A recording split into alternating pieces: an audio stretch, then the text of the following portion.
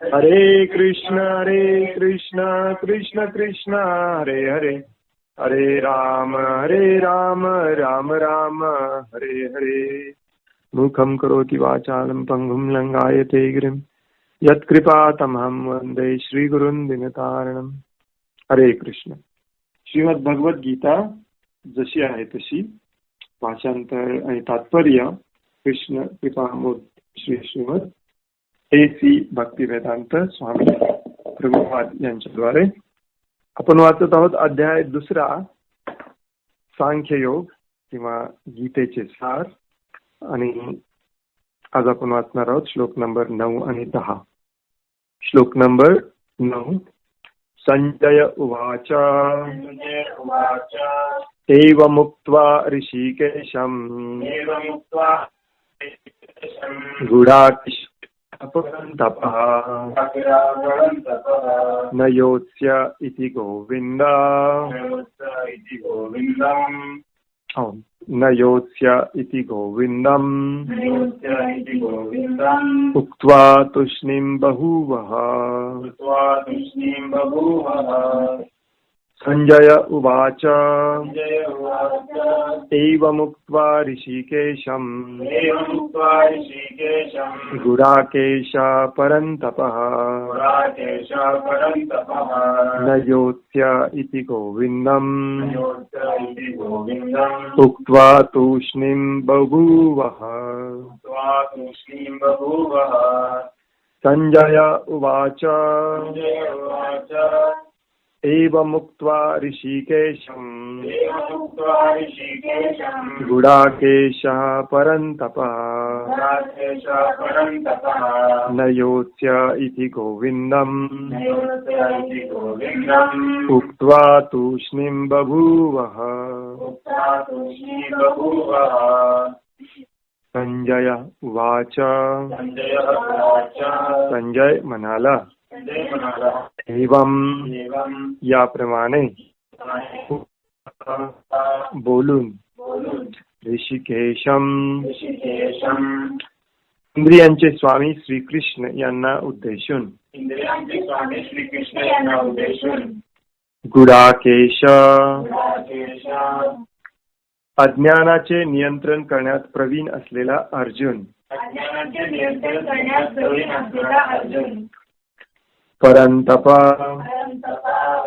हे परंतप शत्रूला त्रस्त करणारा, न योत्से मी युद्ध करणार नाही, इति याप्रमाणे गोविंदम इंद्रियांना आनंद देणाऱ्या श्रीकृष्णांना उद्देशून उक्त्वा सांगून तूष्णीं स्तब्ध बभूव झाला, नक्कीच। भाषांतर आहे, संजय म्हणाला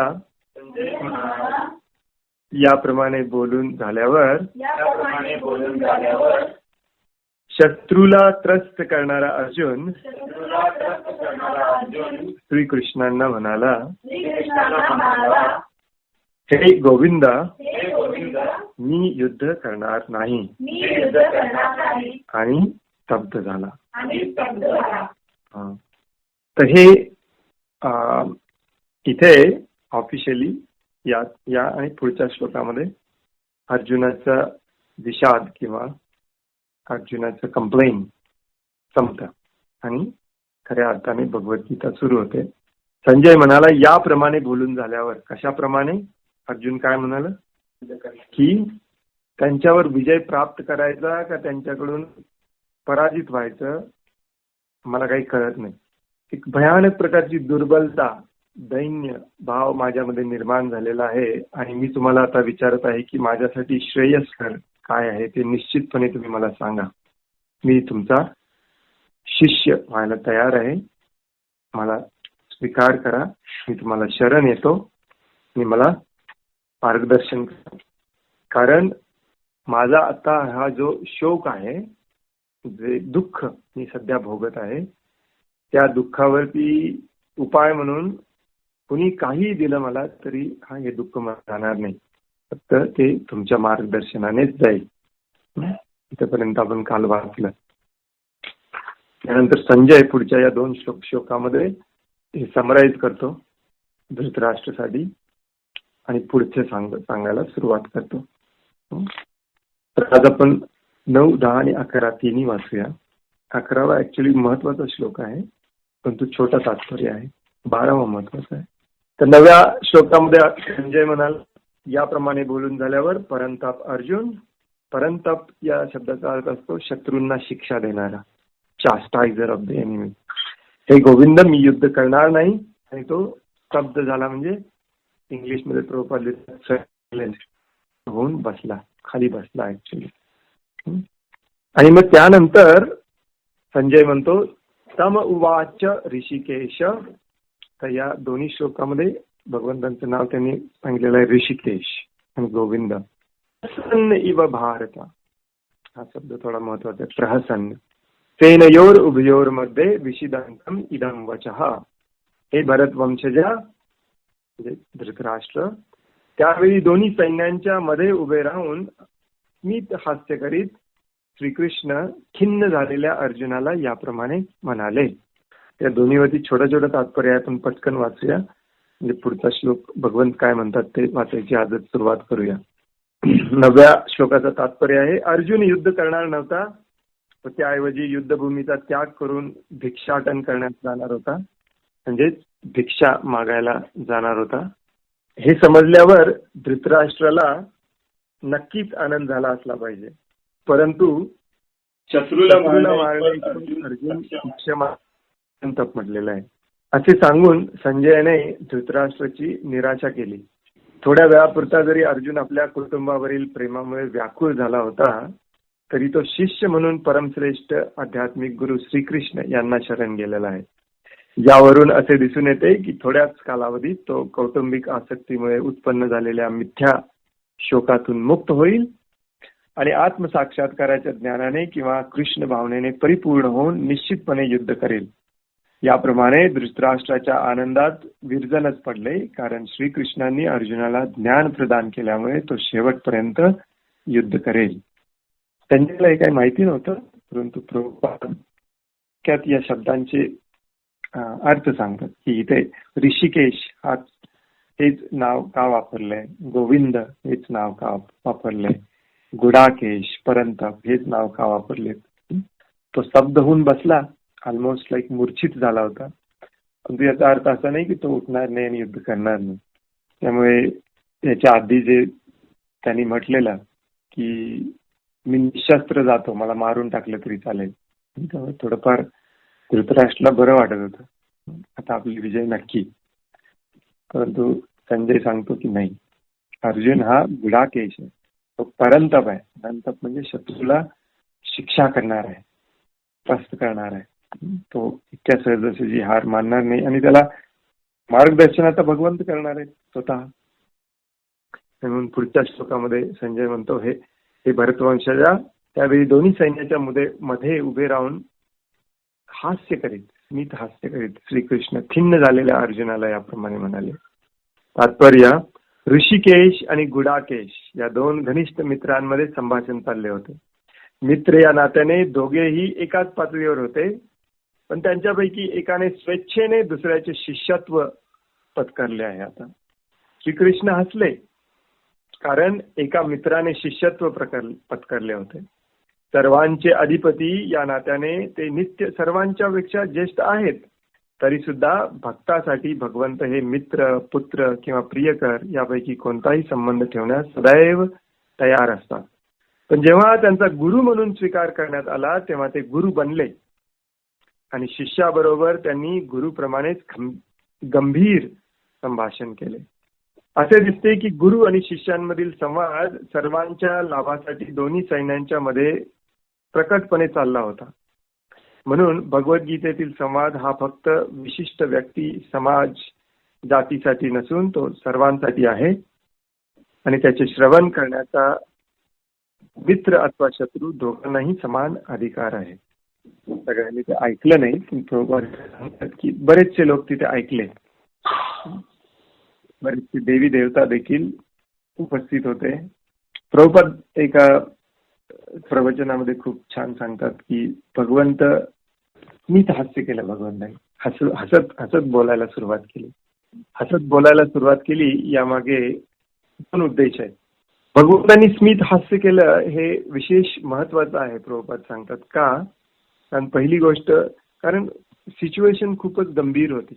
अर्जुनासाठी हे महाभयानक दुःख होतं. त्याने इतकं सहन केलेलं आजपर्यंत, परंतु त्याच्या तुलनेमध्ये आता जे सहन करतोय अर्जुन ते महाभयानक होतं. म्हणून तो लिटरली अक्षरशः स्वतःचा स्वधर्म सोडायला देखील तयार आहे. त्याच्यासाठी तो पूर्णपणे खाली बसतो. आणि अशा वेळेला ज्याला आपण एकदम जवळचं मानलेलं आहे तो जर आपल्याकडे बघून हसायला लागला तर आपल्या मनामध्ये क्रोध किती उत्पन्न होईल. आपण एखादी गोष्ट जेव्हा अगदी सिरियसली सांगत असतो आपल्या मित्रांना आणि ते हसायला लागतात, आपल्याला कसं वाटतं? पहिलं कारण म्हणजे त्यांना सगळं माहिती. पहिली गोष्ट म्हणजे भगवंतांना सगळं काही माहिती आहे, सगळं रिझल्ट माहिती आहे, सगळं माहिती आहे, एक्झॅक्टली काय होणार आहे माहिती आहे. त्यामुळे त्यांना टेन्शन नाही. अर्जुनाला फुल टेन्शन आलेलं आहे, परंतु त्यांना टेन्शन नाही. आणि दुसरं हसण्याचं मेन कारण प्रभुपाद सांगतात ते म्हणजे भगवंत अर्जुनाच्या मूर्खतेकडे हसतात.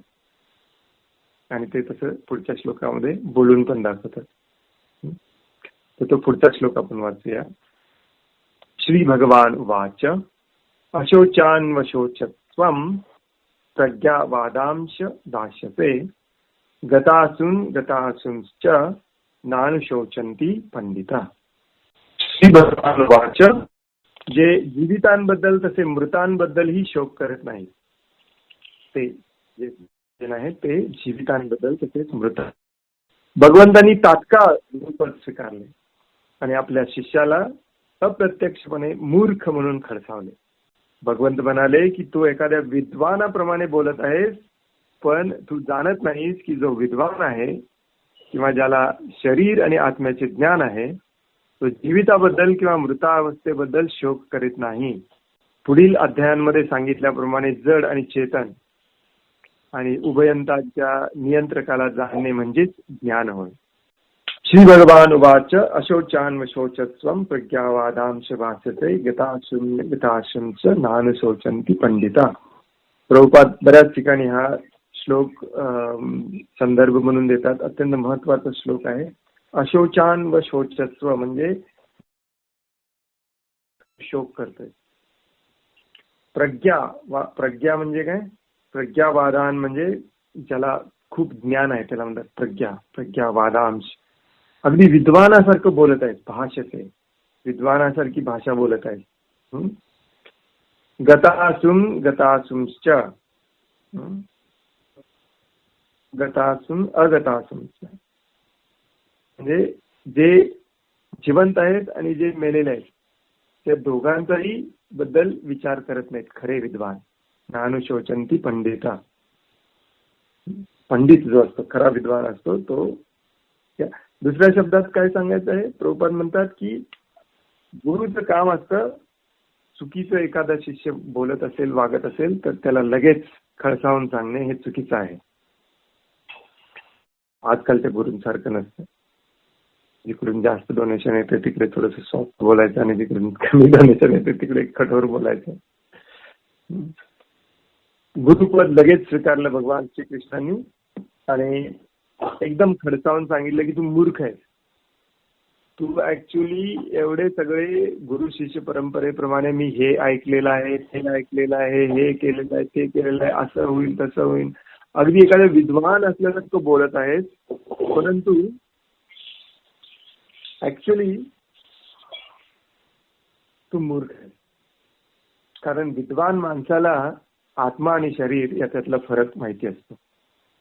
आणि ज्याला आत्मा आणि शरीर मधला फरक माहिती आहे तो कशासाठीच शोक करत नाही त्याला, कारण त्याला शोक करण्यासाठी काही नसतंच. वन बाय वन पुढील अध्यायामध्ये सांगितल्याप्रमाणे, म्हणजे आता इथून पुढे सांगणार आहेत भगवंत, जड व चेतन आणि उभयंताच्या नियंत्रकाला. उभयंत मराठी जड वस्तू काय असते, चेतन वस्तू काय असते आणि दोघांचं कंट्रोल कोणाच्या हातात असतं हे जाणणे म्हणजे ज्ञान होय. ही ज्ञानाची व्याख्या सगळ्यात पहिल्यांदा श्रील प्रभुपाद आपल्याला सांगतात.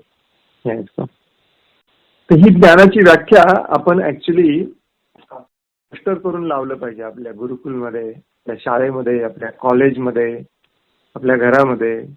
कारण यालाच ज्ञान म्हणतात. जड वस्तू काय आहे, चेतन वस्तू काय आहे आणि या दोघांना कंट्रोल करणारा कोण आहे. बस हे जाणणे म्हणजेच ज्ञान होय. दिस इज बेसिक डेफिनेशन ऑफ ज्ञान. ज्ञान यालाच म्हणतात. दुसऱ्या शब्दात इथे असं सांगायचं आहे की शरीर जड आहे, जड वस्तू आहे. शरीराला ऍक्च्युली हे नसतं. शरीराला आपण जिवंत समजतो, शरीरालाच आपण मी समजतो आणि आत्म्याला महत्वच देत नाही. ऍक्च्युली आत्मा आणि शरीरामध्ये खूप मोठा फरक आहे. त्यांना दोघांना वेगवेगळं प्रभुपाद इथे समजावून सांगतात की राजकारण आणि समाजशास्त्र यांच्यामध्ये धार्मिक तत्वांना अधिक प्राधान्य देण्यात यावे असा अर्जुनचा युक्तिवाद होता. पण त्याला माहित नव्हते की धार्मिक तत्वांपेक्षाही जर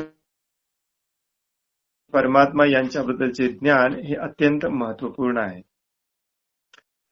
आता इथे थोडंसं कन्फ्युजिंग आहे हे वाक्य. धार्मिक तत्व म्हणजे जे ज्याला विधी विधान म्हणतात, म्हणजे रूढी परंपरा, कुलधर्म, ज्याला आपण वाचलो की नाही कुलधर्म म्हणून, की इथे पिंडदान केलं पाहिजे. आपण भरपूर चर्चा केली त्याच्यावरती. पिंडदान केलं पाहिजे, समाजामध्ये हे केलं पाहिजे, समाजामध्ये ते केलं पाहिजे. हे देखील शास्त्रामध्येच लिहिलेलं आहे. परंतु महत्व असतं ते आत्मा परमात्मा यांचा संबंध आणि त्या संबंधासाठी एक्झॅक्टली जे भक्तिमय सेवा करावी लागते ते समजावून घेणे. ते ज्ञान तुम्हाला कळालं. दुसऱ्या शब्दात या सगळ्याचा सांगण्याचा उद्देश काय आहे की तुम्हाला जड आणि चेतन तत्व आणि त्याच्यात त्याचा कंट्रोलर म्हणजेच आत्मा परमात्मा आणि या दोघांना कंट्रोल करणारा जो आहे याचं ज्ञान जर घेतलं तुम्ही तर तुम्हाला या भौतिक जगामध्ये एकाही प्रकारचं धार्मिक कार्य करायची काही गरज नाही. ऑफकोर्स तुमच्यापैकी आता काही जण म्हणतील की आम्ही अजून हे जाणलेलं नाही त्यामुळे आम्हाला धार्मिक कार्य करायला पाहिजे. परंतु धार्मिक कार्य करून तुम्हाला काही फायदा होणार नाही. येस, या एक प्रकारच्या रूढी परंपरा आहेत. त्या रूढी परंपराच्या अंगावरती पूर्णपणे मुक्त होऊ शकतो. त्याला काहीही करायची गरज नसते. Very important point. जे प्रभुपाद नेहमी एक श्लोक सांगतात, मला माहिती नाही कशातला आहे ते. आराधित हरी तपसा ततः किम, नाराधित हरी तपसा ततः किम. नारद पंचरात्र. जो भगवान हरींची आराधना करतो म्हणजेच भक्ती करतो, भक्तिमय सेवा करतो, त्याला तपस्या धर्म काही पाहायची गरज नाही. आणि जो भगवान हरींची उपासना करत नाही किंवा परवा देखील मला वाटतंय भगवद्गीतेच्या 41व्या श्लोकामध्ये का 42व्या श्लोकामध्ये 41व्या श्लोकामध्ये भगवंत प्रभुपाद आपल्याला हेच समजावून सांगतात. देवर्षी भूताप्तरीणाम पितॄणाम न किंकरो नाय मृणीच राजन सर्वात्मना यह शरणम शरण्यम गतो मुकुंदम परिहृत्य कर्तम.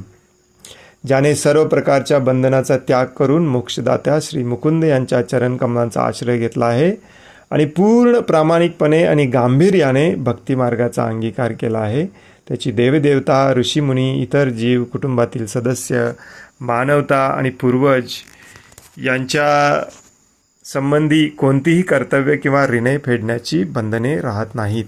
थोडक्यात काय सांगायचं आहे श्रील प्रभुपादांना इथे की अर्जुनाने बरेचसे नियम आणि बंधनं सांगितली आणि त्याच्या ज्ञानाच्या आधारावरती तो बरोबर पण होता ॲक्च्युली. परंतु कशाला प्राधान्य द्यायचं हे अर्जुनाला माहिती नव्हतं.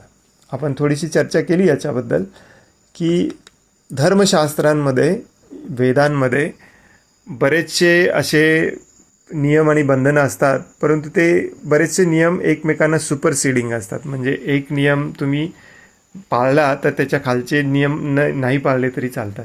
तर अर्जुन जे सगळं सांगतोय ते सगळं बरोबर आहे. परंतु आता सध्या समाजामध्ये जो अधर्म वाढलेला आहे दुर्योधन आणि पार्टीमुळे, तो जर बंद केला नाही तर सगळीकडेच अराजकता माजेल. म्हणून भगवंतांचा प्लॅन आहे, भगवंतांची इच्छा आहे, भगवंतांचा प्लॅन असा आहे की त्याला मारून ॲक्च्युली सगळं संपवायचं आणि प्रॉपर धर्मावर आधारित राज्य स्थापन करायचं. आणि ते करण्यासाठी हे बाकीचं झालं तरी चालतंय. तसं बऱ्याचदा भगवंत सांगतात की तुम्ही, आणि याचं टॉपमोस्ट एक्सप्लेनेशन किंवा टॉपमोस्ट याचं स्पष्टीकरण शिला प्रभुपाद आपल्याला इथे तात्पर्यामध्ये देत आहेत. आणि ते म्हणजे की तुम्हाला शरीर आणि आत्मा याच्यातला फरक आणि आत्म्याचा आणि शरीराचा परमात्म्याशी असलेला संबंध याचं ज्ञान मिळालं आणि त्या ज्ञानामध्ये स्थित होऊन तर तुम्ही ठरवलं की इथून पुढे मी फक्त आणि फक्त आत्म्याचंच काम करणार, भगवान श्रीकृष्णांचा सेवक म्हणूनच कंटिन्युअसली 24 तास मी भगवंतांच्या सेवेमध्ये राहणार. तर तुम्हाला कोणत्याही प्रकारचं धर्म, रीतिरिवाज, बंधनं ही ॲप्लिकेबल होत नाहीत. काही नाही केलं तरी चालते. म्हणूनच बघा जे हिमालयामध्ये वगैरे जाऊन तपस्या करत असतात ते बऱ्याचदा आपल्या धार्मिक विधिविधानं वगैरे असलं काही करत नाहीत. ज्यांना भगवंत समजलेले आहेत, या कलियुगात देखील बऱ्याचदा आपल्याला तुम्हाला हे दिसून येईल की ज्याला भक्तियोगाचं महत्त्व कळालेलं आहे तो बाकीची ही धार्मिक विधिविधानं वगैरे करण्यामध्ये इंटरेस्टेड नसतो. बस हे कळालं आहे, याचं जप करणे, याचं नामस्मरण करणे हेच कलियुगामधला धर्म आहे. बाकी काही केलं नसलं पाहिजे, ॲब्सोल्युटली काही केलं नसलं पाहिजे आणि करूच शकत नाही आपण. हे एकमेव हीच गोष्ट करायची आहे. त्यामुळे अर्जुन जे काही सांगत होता की राजकारणासाठी, समाजकारणासाठी, समाजशास्त्रासाठी हे काही धार्मिक विधिविधानं दिलेली आहेत ती सगळी आपण पाळली पाहिजेत असं अर्जुनाला वाटत होतं. परंतु त्याच्याहीपेक्षा महत्त्वाचं आहे भगवंतांना जाणणे आणि भगवंतांचा सेवक होणे. आणि ज्यावेळी आपण ते जाणतो तेव्हा हे सगळ्याला महत्त्व द्यायचं काही कारण नाही. म्हणून भगवंत अगदी बोल्डली अर्जुनला इथे म्हणतात, तू मूर्ख आहेस, तू ॲक्च्युली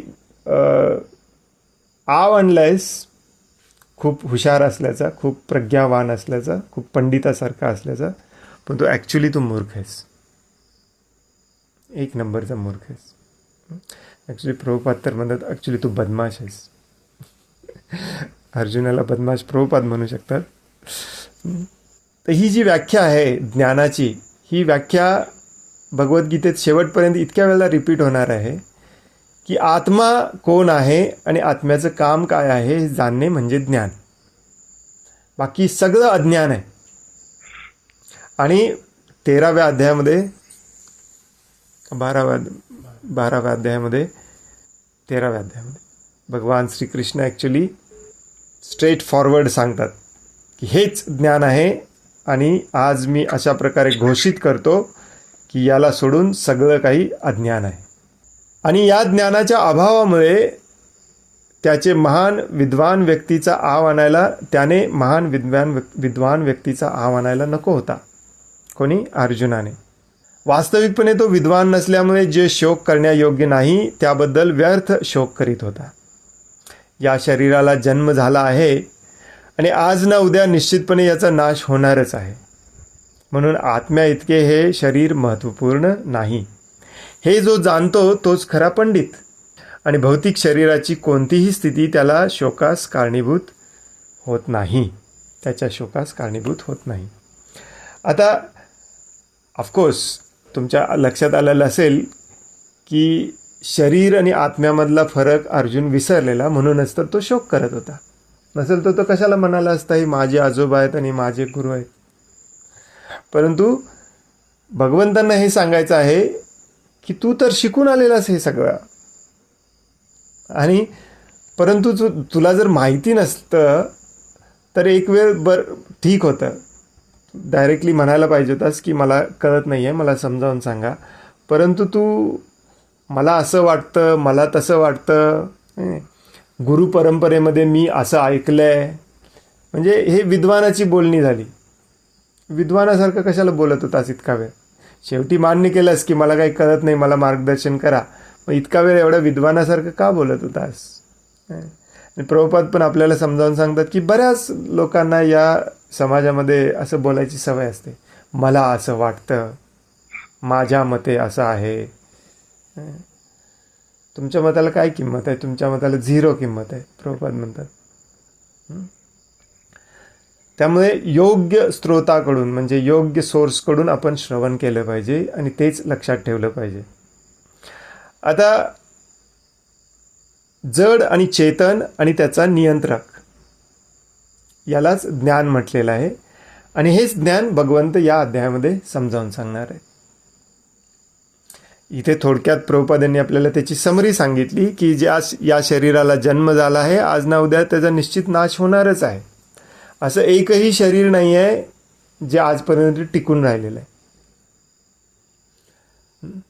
आणि आत्मा हा महत्त्वाचा आहे आणि आत्मा हा शरीर बदलत जातो. पुढे या अध्यायामध्ये हाच जो पॉईंट आहे, शेवटच्या 2 वाक्यामध्ये जो पॉईंट सांगतात श्रील प्रभुपाद, तोच पॉईंट अगदी डिटेलमध्ये भगवंत समजावून सांगणार आहेत की हे बघ अर्जुन, तू आज वाचवशील यांना, परंतु हे मरणार नाहीत असं आहे का? यांना तर एक दिवस शरीर सोडावंच लागणार आहे. त्यामुळे तू शोक कशाचा करतोयस? तुला जरी पटलं नाही की हे आत्मा नाहीत, हे शरीर आहेत, परंतु प्रकृतीच्या नियमाप्रमाणे ह्या शरीराला पण एक दिवस जावंच लागतं. आणि तुला जर पटलं की हे आत्मा आहेत, तर आत्मा हा शरीर बदलतच असतो. दोन्ही मार्गाने जर पाहिलं तर याच्यामध्ये शोक करण्यासारखं काहीच नाही आहे. आणि हा मुद्दा अगदी डिटेलमध्ये पुढे भगवंत समजावून सांगतात की आत्म्याचं स्वरूप काय असतं, शरीराचं स्वरूप काय असतं, आत्मा हा शरीरापेक्षा महत्त्वाचा का आहे. एक्झॅक्टली हे सांगण्यासाठीच अख्खा पुढचा हा अध्याय आहे. थोडक्यात इथं प्रभुपाद सांगतात, आणि हे ज्याला कळतं, समजतं, म्हणजेच काय, आत्मा आणि परमात्मा आणि शरीर आणि आत्मा या दोन्हीतला फरक आणि आत्मा आणि परमात्मा या दोन्हीतला फरक, हे ज्याला समजलेलं असतं तो कशाचाही शोक करत बसत नाही आणि कशाचीही आकांक्षाही करत नाही. बरेचदा आपण फक्त हे म्हणतो की शरीर आणि आत्म्यातला फरक आपल्याला समजला पाहिजे, परंतु आत्मा आणि परमात्म्यामधला फरक समजला पाहिजे. कारण असे बरेच लोक आहेत ज्यांना निर्विशेषवादी, मायावादी, निराकारवादी म्हणतो आपण. त्यांना असं वाटत असतं की आत्मा आणि परमात्मा सेमच आहे किंवा सेम होऊ शकतो. नाही, आत्मा आणि परमात्म्यामधला फरक देखील आपल्याला एक्झॅक्टली माहीत असला पाहिजे. आणि त्याच्यासाठीच हा अध्याय आहे. शरीर आणि आत्म्यातला फरक काय? सिंपल इथे प्रभुपादांनी सांगितलं, शरीराला जन्म आहे, आत्म्याला जन्म नाही. शरीराला नष्ट होतं, शरीराला मृत्यू आहे, आत्म्याला मृत्यू नाही. आणि आत्मा आणि परमात्म्यामधला फरक काय आहे? आत्मा हा आंशिक आहे, परमात्मा हा काय म्हणतात त्याला, पूर्ण आहे. आत्मा हा अंश आहे, परमात्मा हा पूर्ण आहे. आत्मा हा त्या पूर्णाचा अंश आहे.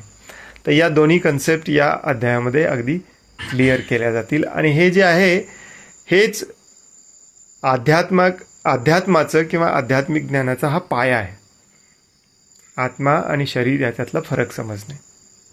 आणि म्हणूनच बऱ्याचदा यालाच म्हटलं जातं ज्ञान. हे ज्याला आजपर्यंत समजलं नाही किंवा पटलेलं नाही, त्याला ज्ञान म्हणजे काय समजलेलं नाही, तो अज्ञानीच आहे.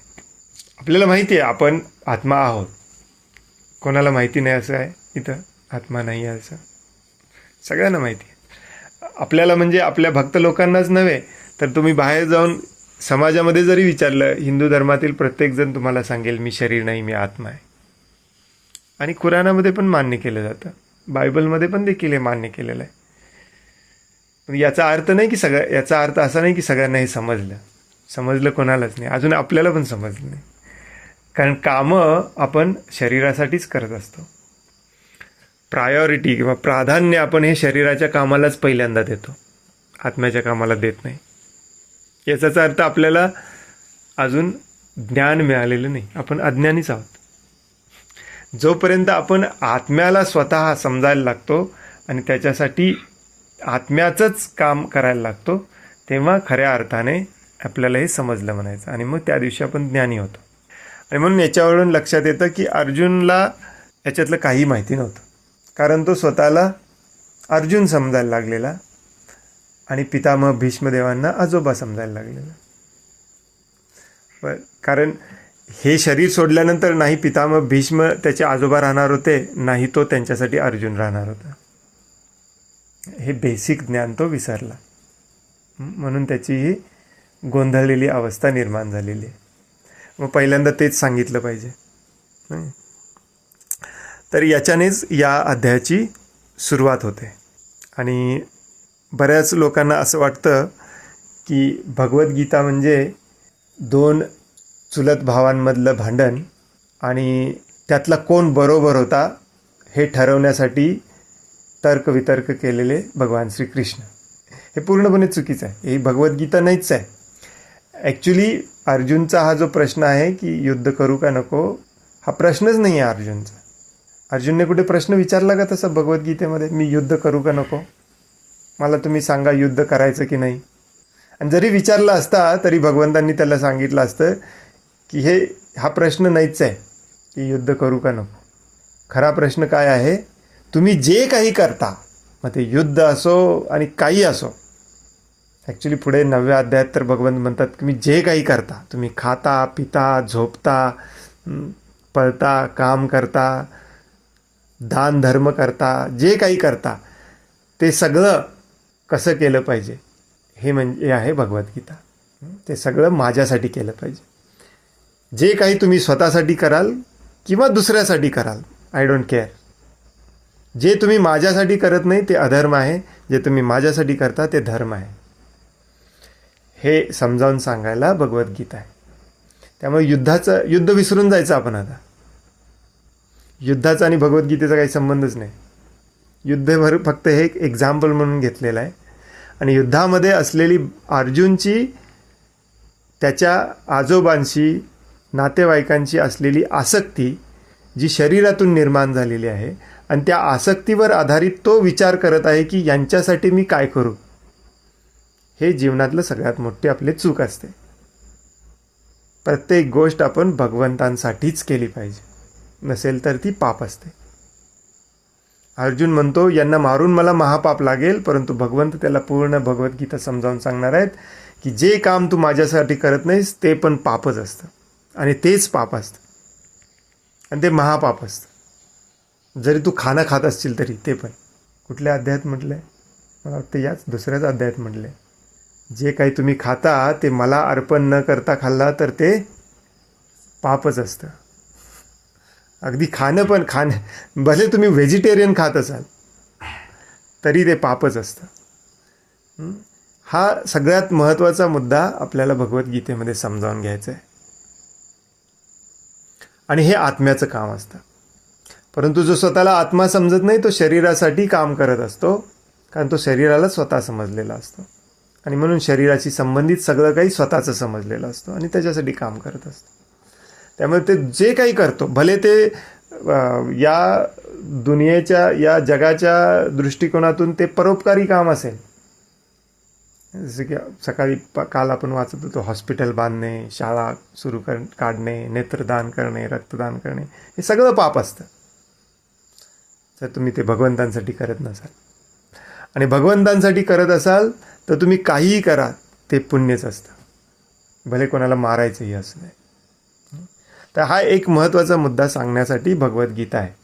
त्यामुळे हा अध्याय खूप महत्त्वाचा आहे. बऱ्याच जणांना मग आश्चर्य वाटतं की युद्ध करू का नको, हा सिम्पल क्वेश्चन आहे, आणि तुम्ही शरीर आणि आत्माला कोणी मारू शकत नाही हे सगळं कशाला सांगायला आहे मला. पण गुरुचं काम असतं, परत एकदा आपण गुरु शिष्यामध्ये येतो इथे, गुरुचं काम असतं आपल्या शिष्याचा गोंधळ पूर्णपणे घालवणे, त्याला जे सत्य आहे ते सत्य सांगणे. गुरुचं काम असं नसतं की मी गुरु आहे तू शिष्य आहेस, चल मी सांगतो ते कर. आजकाल असे गुरु शिष्य खूप आहेत. ऑर्डर ऑर्डर, ओबे ओबे, जे ऑर्डर देतो ते तुम्ही केलं पाहिजे. असं नसतं कधी गुरुचं काम. असेल तर अर्जुन म्हणतो, मागच्या कालच्या श्लोकामध्ये अर्जुन काय म्हणाला, की मी तुम्हाला पूर्णपणे शरण आलेलो आहे, मला शिष्य म्हणून स्वीकार करा आणि मला सांगा माझ्यासाठी चांगलं काय आहे. मग अशा वेळेला भगवान श्रीकृष्ण म्हटले असते, उठ आणि युद्ध कर. ॲज अ गुरु, एक गुरु म्हणून मी तुला हे आदेश देत आहे. संपली भगवद्गीता. भगवद्गीता संपली तिथे, संपलं, युद्धाचा विषय संपला. पण युद्धासाठी भगवद्गीता नाहीच आहे हे आपण मग आपल्याला लक्षात येतं की आपला आणि भगवद्गीतेचा संबंध काय आहे. आपल्या जीवनामध्ये देखील आपण आता कुठली कामं करतो जी फक्त शरीरासाठी करतो, ती सगळी पापकर्म आहेत. कुठली कामं करतो जी फक्त आपण भगवंतांसाठी करतो, ती सगळी पुण्यकर्म आहेत. या जगाच्या दृष्टिकोनातून, इवन अगदी शास्त्राच्या दृष्टिकोनातून देखील ज्याला पाप आणि पुण्य म्हटलेलं आहे, ती व्याख्या विसरूनच जायची आपण आता. आणि त्याच्यासाठी हा विषय पुढच्या अध्यायाचा आहे, तिसऱ्या अध्यायाचा, की कामं कसली केली पाहिजेत, 3ऱ्या, 4थ्या आणि 5व्या अध्यायाचा. परंतु त्याच्यासाठी सगळ्यात महत्त्वाचं आहे हे जाणणे की मी नाहीच आहे. मी म्हणजे आत्मा आहे. मी म्हणजे हे शरीर नाहीच आहे. मी म्हणजे सो अँड सो, जे माझं नाव आहे ते मी नाहीच आहे. नाव फक्त माझ्या आत्म्याला जे शरीर मिळालेलं आहे त्याला हे नाव या जन्मामध्ये मिळालेलं आहे, बस. आणि हे जे सगळं जो जाणतो, तो शरीर गेलं काय आलं काय त्याला काही फरक पडत नाही. तो स्थितप्रज्ञ राहतो. त्यालाच भगवंत काय म्हणतात या अध्यायामध्ये, एका श्लोकामध्ये, धीर मनुष्य, स्टेबल, सोबर, धीरस्तत्र न मुह्यति. आज थोडंसं माफ करा, वीज गेलेली, त्यामुळे ऑन ऑफ खूप झाला. रेकॉर्डिंग करण्यासाठी धावपळ झाली, त्यामुळे मध्ये मध्ये खूप व्यत्यय आला. परंतु उद्याचा श्लोक खूप खूप खूप खूप महत्त्वाचा आहे. बेसिस, सगळ्याचा बेसिस आहे. निर्विशेषवाद्यांना गप्प करण्यासाठी उद्याचा श्लोक जो आहे तो सगळ्यात महत्त्वाचा आहे. तो श्लोक आपल्या सगळ्यांना माहिती असला पाहिजे. आपल्याला जेव्हा जेव्हा निर्विशेषवादी भेटतील तेव्हा हा श्लोक सांगायचा. मग उद्याचा क्लास चुकवू नका. आज आपण इथेच थांबूया. कोणाला काही प्रश्न आहे, काही सांगायचं आहे? हरे कृष्ण सर. हरे कृष्ण. सर, मुझे कंफ्यूजन ऐसा हो रहा है कि अगर हमारे लिए शरीर का मतलब कुछ है ही नहीं, आत्मा और शरीर दोनों डिफरेंट है, तो हमारे ये जो संबंध, हम जो आजू बाजू हमारी जो माता है, पिता है, भाई है, बंधु है, फिर ये भगवान ने दिए क्यों? हमें ये समझ दी क्यों भगवान ने कि संबंध है आपके? मराठीत सांगितलं तर चालेल? चालेल सर. सर्वात श्रेष्ठ भगवंतांसाठी असतं ते म्हणजे प्रेम. प्रेमालाच भक्ती म्हटलं जातं. ॲक्च्युली भक्ती म्हणजे आपल्याला काही वेगळं काही शिकायचं नाही, प्रेमच शिकायचं आहे. सगळ्यात टॉपमोस्ट जी स्टेज असते त्याला म्हणतात प्रेम. सर, फिर आप तो कह रहे हो कि प्रेम रखे भी मत, निष्ठा. आप बोले कि सबको मैं थोड़ा कंफ्यूज हो रही हूँ sir. I am not done मुझे थोड़ा सा क्लियर करिए ये. Yes, I am not done eight. निष्ठा, रुची, आसक्ती, भाव आणि मग प्रेम. आणि या प्रेमातच आनंद असतो. आता हा प्रेम जो आहे, हा प्रेम आपल्याला अगदी निष्कलंक, निर्दोष, ज्याला म्हणतात निरपेक्ष, अहैतुकी प्रेम, हे भगवत धामामध्ये मिळतं. तिथे देखील हे संबंध आहेत. आई, वडील, भाऊ, बहीण वगैरे सगळे सगळे सगळे संबंध आहेत. परंतु तिथे कोणाच्याही मनामध्ये द्वेष नाही, निंदा नाही, मत्सर नाही, कसल्याही प्रकारचं काही नाही.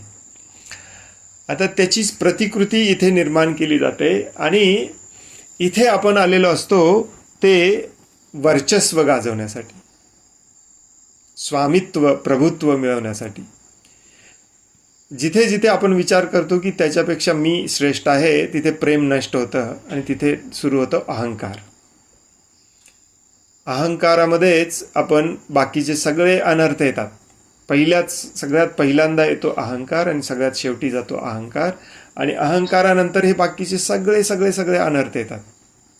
मग आता प्रत्येकाची इच्छा असते की मला याच्यावरती वर्चस्व गाजवायचं आहे, मला त्याच्यावरती वर्चस्व गाजवायचं आहे. तर ते हे वर्चस्व गाजवण्याची इच्छा पूर्ण करण्यासाठी आपल्याला इथे कुटुंब पद्धती पुन्हा देण्यात आली, समाज पद्धती पुन्हा देण्यात आली. हे एक प्रकारे आपली इच्छा पूर्ण करण्यासाठी आहे. आणि दुसरा पार्ट याचा हा असतो की खरं प्रेम काय असतं हे दाखवणे तुम्हाला. यस, तुमच्या मनामध्ये असं आहे की माझे वडील, माझी आई, माझी पत्नी, माझी मुलं या सगळ्यांनी माझं ऐकलं पाहिजे, मगच मी ईश्वर होणार. तुम्हाला हे सगळे आई वडील भाऊ बहीण सगळे दिले पाहिजेत. बघा, ट्राय करा ईश्वर व्हायचा. हे जे भौतिक जगामध्ये आपण येतो ते हे ट्रायल आहे आपली. तुम्हाला असं वाटतं ना की तुम्ही अशा प्रकारे ईश्वर होऊ शकता, हे घ्या तुम्हाला सगळं आणि ट्राय करा ईश्वर बनायचं. तर प्रत्येक जीव या जगामध्ये ईश्वर बनायचा प्रयत्न करण्यासाठी आलेला आहे, ट्राय करण्यासाठी आलेला आहे. मग त्याला हे सगळे दिले जातात. आणि मग हळूहळू त्याच्या लक्षात येतं की आपली पत्नी पण आपल्या कंट्रोलमध्ये नाही आहे, आपली मुलं पण आपल्या कंट्रोलमध्ये नाही आहेत. आणि ज्या प्रकारचा कंट्रोल मी ठेवायचा प्रयत्न करतोय तो मार्गच चुकीचा आहे. मग हळूहळू आपल्याला या संबंधातूनच हे पण शिकवलं जातं की जर तुम्ही प्रेमाचा संबंध ठेवला तर मात्र तुम्हाला आनंद मिळेल. मग तुमची बायको पण कंट्रोलमध्ये राहील, मुलं पण कंट्रोलमध्ये राहतील, पती पण कंट्रोलमध्ये राहील, सगळे कंट्रोलमध्ये राहतील. तुम्ही कंपनी चालवत असाल तिथले कामगार, सगळं जिथे जिथे स्वार्थ आहे तिथे तिथे दुःख आहे, जिथे जिथे प्रेम आहे तिथे तिथे सुख आहे. तर हे जंगल, हे तुरुंग बनवलंय तुम्हाला दुःख देण्यासाठी. त्याचबरोबर तुम्हाला या तुरुंगातून बाहेर पडायची व्यवस्था पण भगवंतच करतात, म्हणून हे सगळं तुमच्या सोबतच दिलेलं असतं. आता याचा व्यवस्थित अर्थ समजावून घ्यायचा आहे आपल्याला. या भौतिक जगामध्ये माझे वडील कायमचे जिवंत राहणार नाहीत, त्यामुळे मी शोक करून काय उपयोगाचं नाही आहे. परंतु त्यांच्या प्रेमासाठी मला जे काही करता येईल ते मला केलं पाहिजे. हीच आपली खऱ्या अर्थाने परीक्षा असते. आपल्या संबंधित जे कोणी आहेत त्यांच्यावर प्रेम करणे, निखळ निरपेक्ष अहेतुकी प्रेम करणे, आणि त्याच्याही पुढे जाऊन आपल्या संबंधी जे नाही आहेत त्यांच्यावरही तेवढ्याच प्रमाणामध्ये प्रेम करणे. मग आपलं हृदय पूर्णपणे शुद्ध स्वच्छ होतं. ही एक आपल्याला चान्स दिलेला असतो. म्हणून आपण पाहतो की सत्ययुगामध्ये, त्रेतायुगामध्ये जे ऋषी मुनी होऊन गेले त्यांनी आपलं कुटुंब पण तेवढ्याच प्रेमाने सांभाळलं. असं नाही की त्यांना माहिती होतं मी आत्मा नाही, मी शरीर आहे, या कुटुंबाचा काही उपयोगच नाही, हे सगळं माहिती होतं. प्रल्हाद महाराज म्हणतात 7व्या स्कंदामध्ये, व्हॉट इज दॅट फेमस श्लोक, चना म्हणते काय म्हणते, गृह अंधकूपम. प्रल्हाद महाराज म्हणतात लग्न करणे आणि या कौटुंबिक बंधनामध्ये अडकणे हे अंधाऱ्या विहिरीत पडल्यासारखं आहे. जिथून बाहेर कसं पडायचं समजत नाही. हे त्यालाच समजत नाही जो त्यालाच विश्व समजतो. म्हणजे माझी बायकोच माझं विश्व आहे, माझे मुलंच माझं विश्व आहे, म्हणजे ही आसक्ती निर्माण करतो. परंतु अशा व्यक्तीला ते परफेक्टली समजतं जो हे समजतो की ही नातेवाईक, ही बंधनं देखील आपल्याला प्रेम काय आहे हे समजण्यासाठी, प्रेम काय आहे हे दाखवून देण्यासाठी, परीक्षा देण्यासाठी दिलेले आहेत. याच्यासाठी तो त्याचा उपयोग करतो आणि तो या ग्रह अंधकूपातून बाहेर पडतो. म्हणूनच ते सगळे ऋषी मुनी शुद्ध प्रेम केलं त्यांनी आपल्या पत्नीवर पण, आपल्या मुलांवर पण, आणि ज्या दिवशी त्यांना सोडून गेले त्या दिवशी वाईट पण वाटून घेतलं नाही. ही स्थितप्रज्ञता त्यांच्यात निर्माण झाली, ही स्थिरता निर्माण झाली. असं नाही आहे की उद्या तुम्हाला समजा तुम्हाला अशा ठिकाणी जन्म दिले की तुम्हाला आई वडील नाहीच आहे आणि तुम्हाला कुणी जवळचं नातेवाईक कुणी नाही, याचा अर्थ असा नाही की तुम्ही प्रेम करायला शिकणार आहे. नाही, या भौतिक जगामध्ये जो कोणी येतो तो स्वार्थानेच आलेला असतो. आणि त्याला हे कुटुंब हे प्रेम शिकवण्यासाठीच दिलेलं असतं. म्हणून काय कुटुंबाचा त्याग करायचं हे सांगितलेलं नाही आहे. शरीर आणि आत्मे पुढे पुढे असे बरेच श्लोक येणार आहेत याच अध्यायामध्ये, की मी शरीर नाही मी आत्मा आहे हे समजलं म्हणून भगवंत अर्जुनाला सांगतात की हे समोरचे शरीर नाहीच आहेत, आत्मे आहेत, मार. याचा अर्थ असा नाही की आपण पण उद्या सकाळपासून सगळ्यांना मारत सुटायचं.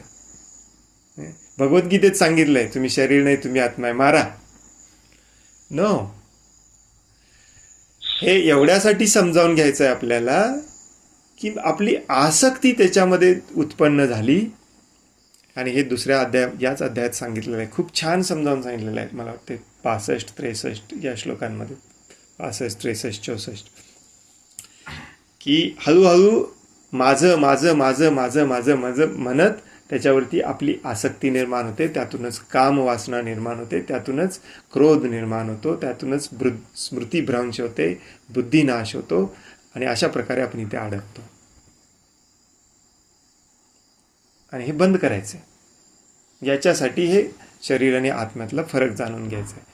याचा अर्थ असा नाही की मला काल भगवद्गीतेच्या क्लासमध्ये सांगितलंय तुम्ही शरीर नाही तुम्ही आत्मा आहे, तुमचा आणि माझा काही उद्यापासून संबंध नाही. तुम्ही वडील तुमच्या घरात, मी मुलगा माझ्या घरात.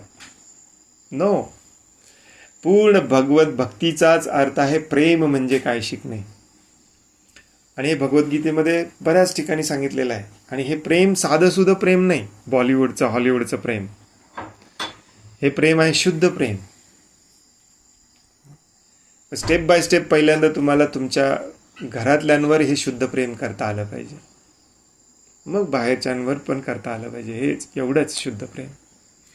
तर हे प्रेम असतं काय हे समजावून सांगण्यासाठी दिलेलं आहे. भगवान श्रीकृष्ण स्वतः असे संबंध जोडतात तुमच्याशी, मित्राचं, पुत्राचं, प्रियकराचं.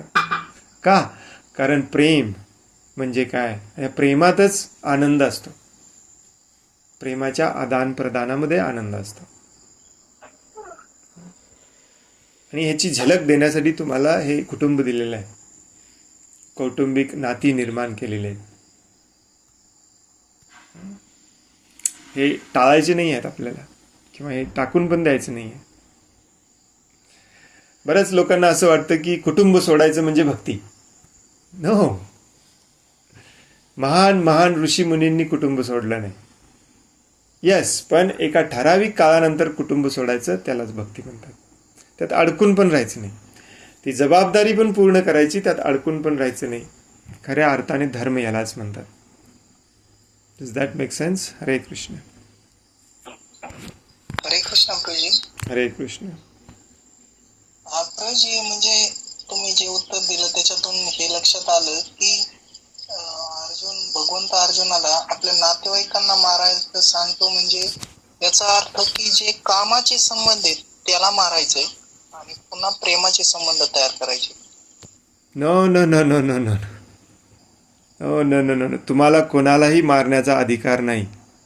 मग तो कामाचा संबंध असो ना तर प्रेमाचा संबंध असो. अर्जुनाला सांगण्यात आलेलं आहे यांना मारायचं आहे कारण हे अधर्मी आहेत, माझं ऐकत नाहीत. माझं जो ऐकत नाही त्याला मारण्याचा तुम्हाला पूर्ण अधिकार आहे.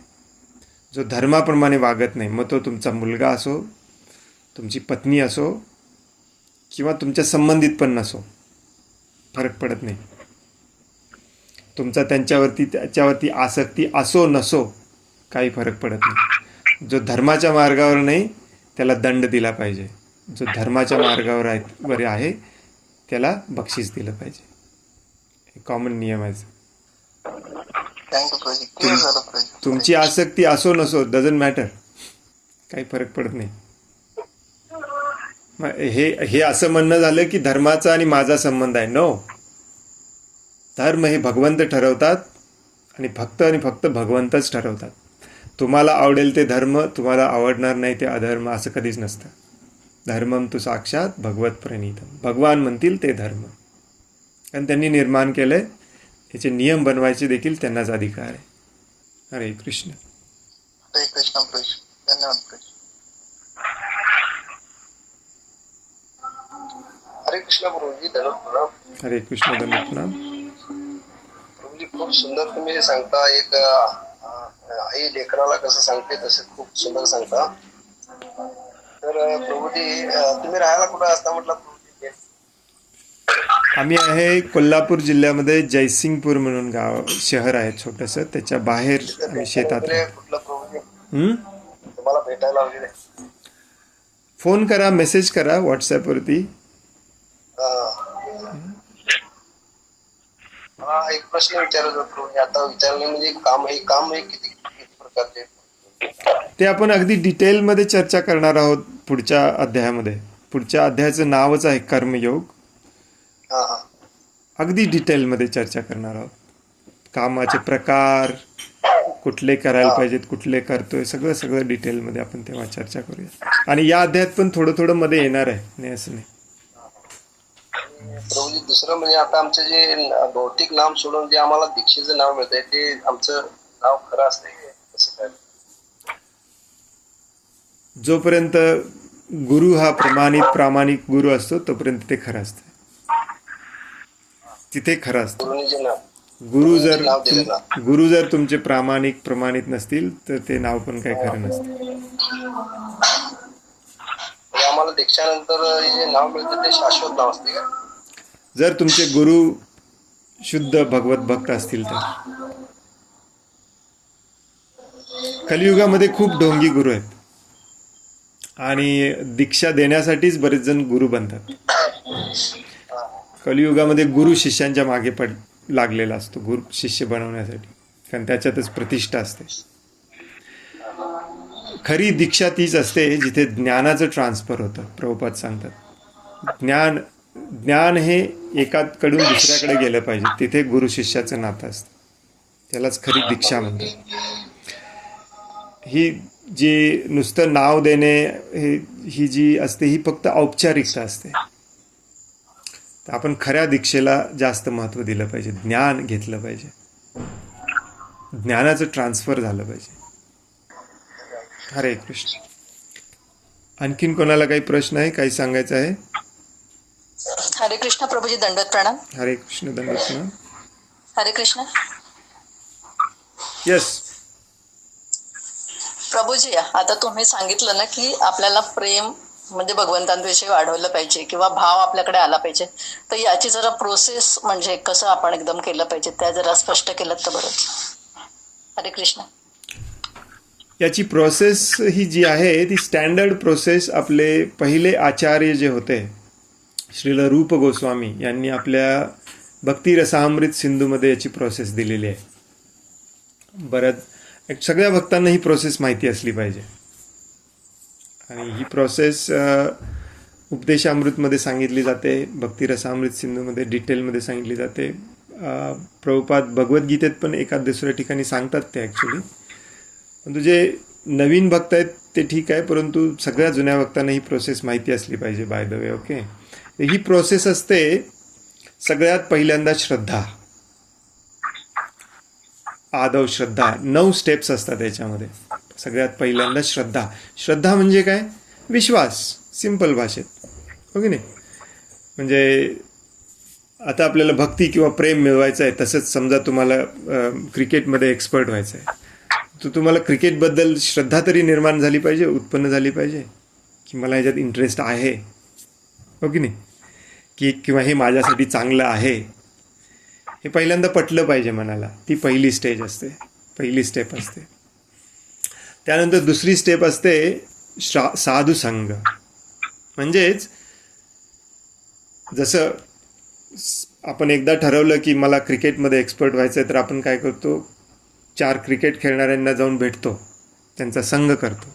तसंच आपल्याला भक्ती प्रेम मिळवायचं आहे तर शुद्ध भक्तांचा संघ करणे ही दुसरी स्टेप असते या प्रोसेसमधली.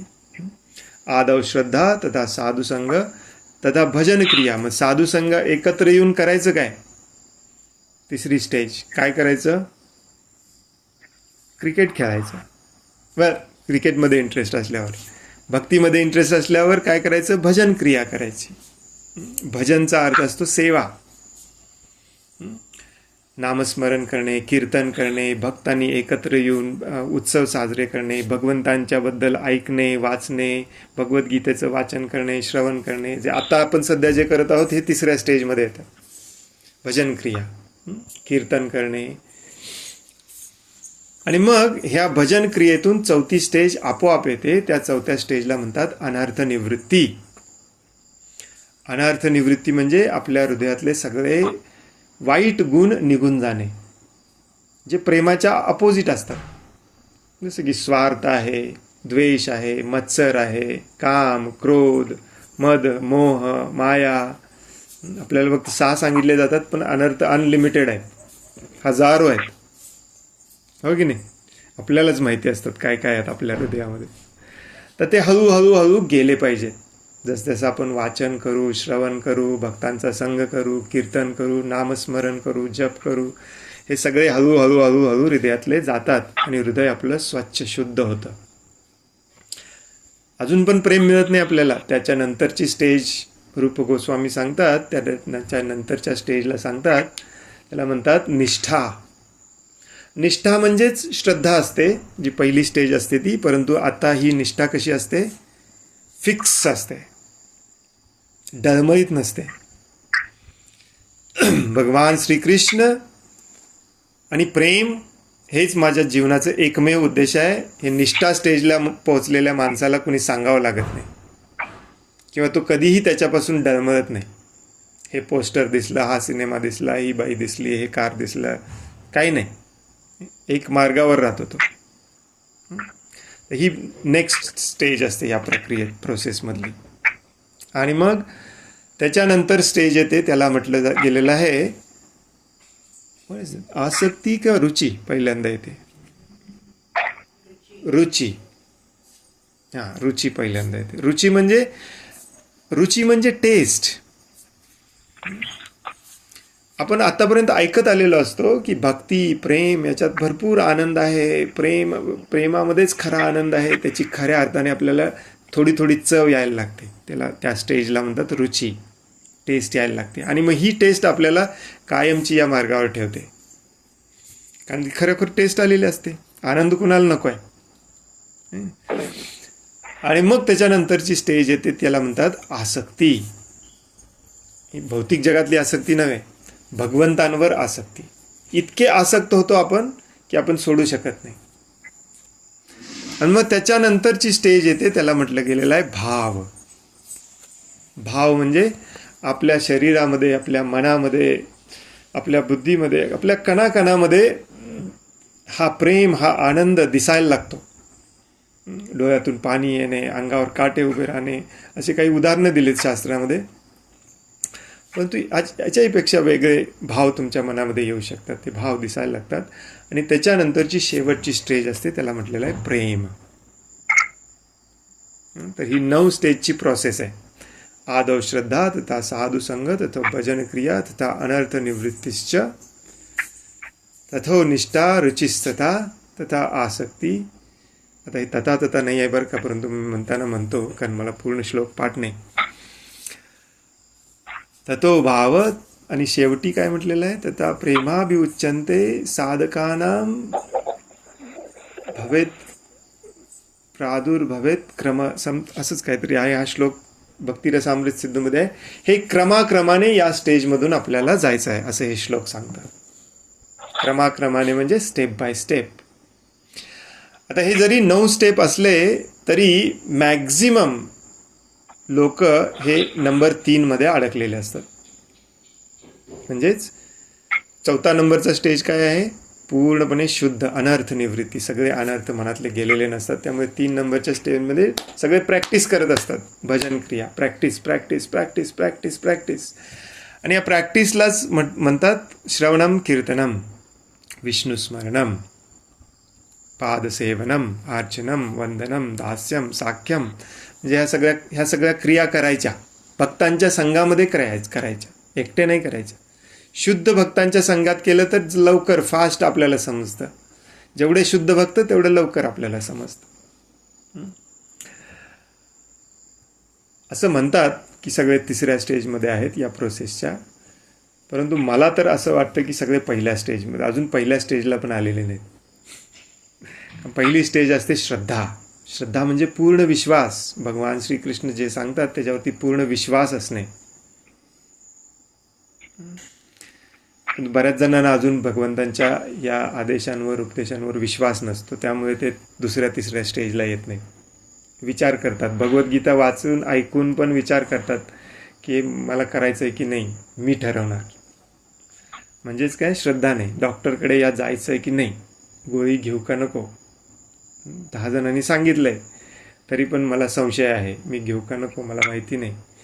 म्हणजे श्रद्धेच्या स्टेजमध्येच बरेच लोक अडकलेले असतात. काही लोक दुसऱ्या तिसऱ्या स्टेजला असल्याचा ढोंग करतात, पण ॲक्च्युली ते श्रद्धेच्या मागेच असतात, कारण अजून त्यांना पटलेलंच नसते. तर ही प्रोसेस आहे, आणि ही प्रोसेस जी आहे ती वेगवेगळ्या युगामध्ये वेगवेगळी असते. सत्ययुगामध्ये ही प्रोसेस सांगितलेली आहे की भगवंतांवरती फक्त ध्यान करणे, आणि तुम्ही या सगळ्या स्टेजमधून जाता. त्रेतायुगामध्ये हळूहळू आपलं आयुष्य कमी होतं, आपली स्मृती कमी होते, आपलं बल कमी होतं, आपण ध्यान करू शकत नाही. त्रेतायुगामध्ये सांगितलं आहे भगवंतांसाठी मोठे मोठे यज्ञ करा, आणि हे सगळ्या स्टेजमधून तुम्ही जाता. जसजसं द्वापर युग येतो तोपर्यंत आपलं एवढं आयुष्य कमी होतं, एवढी आपली स्मृती कमी होते की आपण यज्ञ पण करू शकत नाही, कुठले मंत्र म्हणू शकत नाही, यज्ञ करू शकत नाही. मग द्वापर युगामध्ये युगधर्म सांगितला जातो, यालाच युगधर्म म्हणतात. त्या युगातला धर्म, प्रोसेस, त्या युगातली प्रोसेस. द्वापर युगामध्ये सांगितलं जातं की तुम्ही आता यज्ञ पण करू शकत नाही, ध्यान तर करूच शकत नाही, तर तुम्ही फक्त पूजा करा, पूजा अर्चना करा चांगल्या पद्धतीने, मोठे मोठे मंदिरं बांधा, मोठे मोठे पूजा करा. आणि जसजसं द्वापर युग संपतो, कलियुग सुरू होतो, तोपर्यंत आपलं आयुष्य एवढं कमी होतं, आपली स्मृती, आपलं बल, आपली दया एवढी कमी होते की आपण पूजा देखील करू शकत नाही. यज्ञ तर खूप लांबची गोष्ट, ध्यान तर इम्पॉसिबल आहे. मग या कलियुगामध्ये भगवंत तरीही दयाळू होऊन कलियुगाचा वेगळा धर्म सांगतात, वेगळी प्रोसेस सांगतात, ती म्हणजे नामस्मरणाची. जप करा. जप करत करत करत करत एक दिवस या स्टेजला या की तुम्हाला भगवंतांचंच कायम स्मरण होईल. भगवंतांशिवाय दुसरं काहीही तुम्ही तुमच्या ध्यानी मनी नसणार आहे. या स्टेजला जप करत करत करत या हळूहळू भगवंतांसाठी काम करायला लागा. भक्ती किंवा प्रेम म्हणजे लांबूनच आय लव्ह यू म्हणायचं नसतं, जे आजकाल शाळेत शिकवलं जातं. नाही, प्रेम म्हणजे आपण जाऊन ते व्यक्त पण करायचं असतं. आई मुलावर प्रेम करते म्हणजे काय करते, रात्रंदिवस मुलासाठी धडपडत असते, कष्ट करत असते.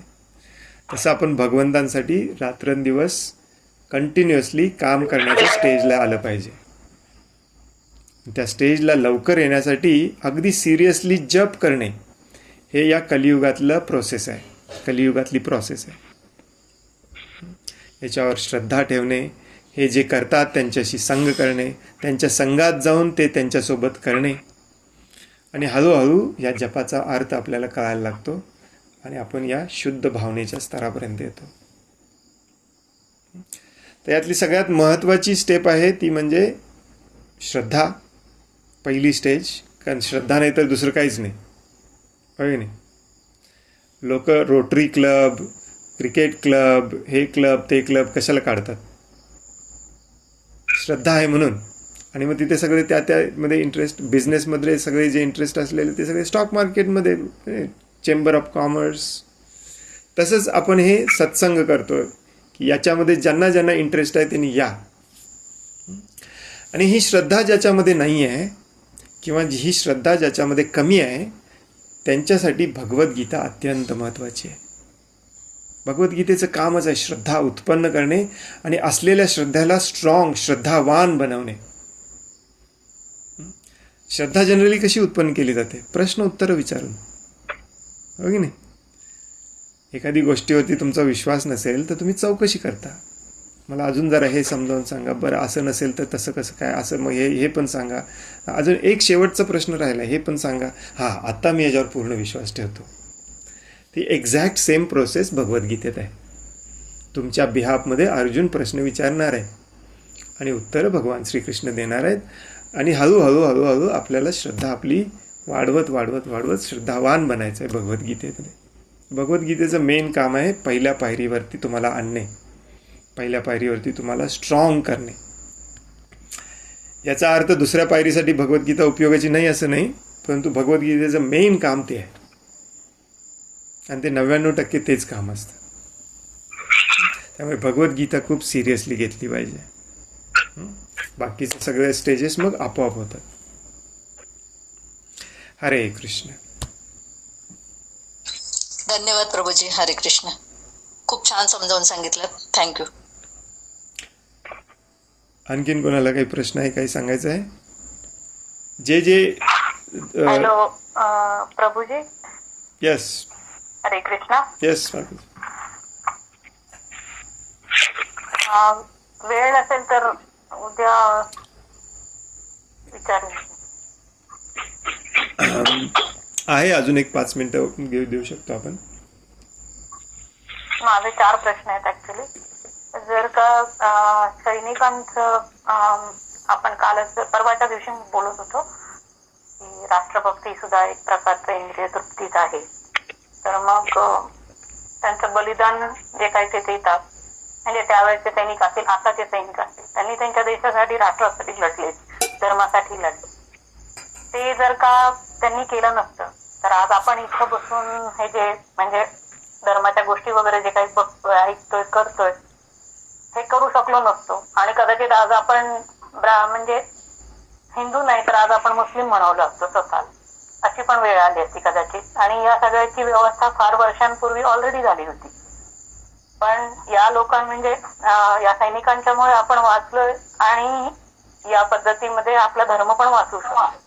तर मग त्यांना आपण इंद्रिय तृप्ती केली आणि त्यांनी त्याच्यासाठी बलिदान दिलं असं म्हणायचंय का? हा पहिला प्रश्न आहे. दुसरा प्रश्न असा आहे की जे तुम्ही ऐकलं असेल की सध्या त्या तिरुपती बालाजीच्या नैवेद्याचं म्हणजे लाडूमध्ये जे काही मिसळलं गेलं, विषासारखा पदार्थ, तर विषच म्हणू आपण त्याला, तर त्या विष मिसळण्याच्या गोष्टीला त्याचा पाप कोणाच्या डोक्यावर आहे आणि का सहन करायचंय आपण आणि त्याला उत्तर कसं दिलं पाहिजे त्या गोष्टीसाठी? तिसरा प्रश्न आहे की ज्याप्रमाणे तुम्ही म्हणजे आता सगळ्या प्रत्येक वेळेला ज्या वेळेला संतांचा संघ घडतो त्या प्रत्येक वेळेला सांगितलं जातं, गुरूंचा संघ घडतो त्यावेळेला प्रत्येक वेळेस सांगितलं जातं की जप करा, जप करा, जप करा, हा महामंत्र आहे, ह्याचा जप करा. पण एवढ्या आपण इथपर्यंत वाचलो आतापर्यंत, गीतेमध्ये वाचलं किंवा भगवद्गीता किंवा भागवतामध्ये, कुठेही या श्लोकाचा, या आपण ज्या जप करतोय त्या मंत्राचा कुठं पण उल्लेख नाहीये आणि कुठेही असं लिहिलं नाही 16 माळा जप करा हा म्हणून. 16 का करायचं? 17 का नाही, 18 का नाही, 20 का नाही, 22 का नाही? आणि नंतर शेवटचा अजून एक प्रश्न आहे. वन बाय वन घेऊया आपण, कारण माझ्या पण लक्षात प्रश्न राहणार नाहीत. ओके. तुमच्या पहिल्या प्रश्नाचं उत्तर असं आहे की ज्याला आपण भारत किंवा पाकिस्तान, रशिया, चीन, जपान, जे काही उझबेकिस्तान, इटली, फ्रान्स वगैरे म्हणतो, हे भगवंतांनी निर्माण केलेले नाहीत, आपण निर्माण केले. हे कुणी ठरवलं की तुम्ही मुस्लिम आहात आणि मी हिंदू आहे? आपण ठरवलं, भगवंतांनी ठरवलं नाही. तुम्हाला कुठल्याही शास्त्रामध्ये हिंदू हा शब्द मिळणार नाही, कुठल्याही ग्रंथामध्ये. भगवद्गीतेमध्ये 700 श्लोकामध्ये कुठेही मिळणार नाही, भागवतमच्या 18,000 श्लोकामध्ये कुठेही मिळणार नाही, पुराणांमध्ये मिळणार नाही, वेदांमध्ये मिळणार नाही, कुठेही मिळणार नाही. भगवान श्रीकृष्ण जेव्हा होते तेव्हा नाही हिंदू होते, नाही मुस्लिम होते, नाही शीख होते, कुणीच नव्हते. 2च प्रकारचे लोक होती, एक धर्मी आणि एक अधर्मी, एक देव आणि एक असुर. देव त्यांनाच म्हणतात जे भगवंतांचे नियम आणि कायदे पाळतात, असुर त्यांना म्हणतात जे भगवंतांचे नियम आणि कायदे पाळत नाही. आता हे कोण ठरवतं नियम आणि कायदे? भगवान श्रीकृष्ण स्वतः ठरवतात. कुठे ठरवतात? भगवद्गीतेमध्ये ठरवतात. 16वा अध्याय हा अख्खा याच्यासाठीच आहे, देव कोण असतो आणि असुर कोण असतो याच्यासाठी. आणि 16वा अध्याय वाचल्यानंतर तुमच्या लक्षात येईल की तुमच्या आजूबाजूचे हिंदू पण बरेचसे असुरच आहेत,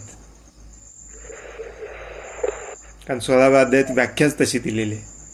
दंभो दर्भाभिमानश्च क्रोध पारुषम एवच ही असुराची लक्षणं असतात.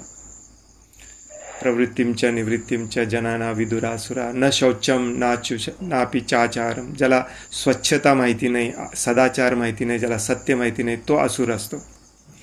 हिला नंतर नंतर आपण लेबल देत गेलो, हा मुस्लिम, हा हिंदू वगैरे, आणि फक्त आपण आपल्या समाजाचं रक्षण करतो, आपण धर्माचं रक्षण करत नाही. हे जे सैनिक आहेत हे एका राष्ट्राचं किंवा समाजाचं रक्षण करतात, धर्माचं रक्षण करत नाहीत. पूर्वीच्या काळामधले सैनिक हे धर्माच्या रक्षणासाठी युद्ध व्हायचं आणि धर्माच्या रक्षणासाठी सगळे लढायचे. आणि त्या अर्थाने भगवान श्रीकृष्ण भागवतमच्या 10व्या स्कंदाच्या 85व्या अध्यायाच्या 13व्या श्लोकामध्ये हे सांगतात की जो कोणी आपल्या जन्मभूमीवर प्रेम करतो तो एक नंबरचा गाढव असतो. का?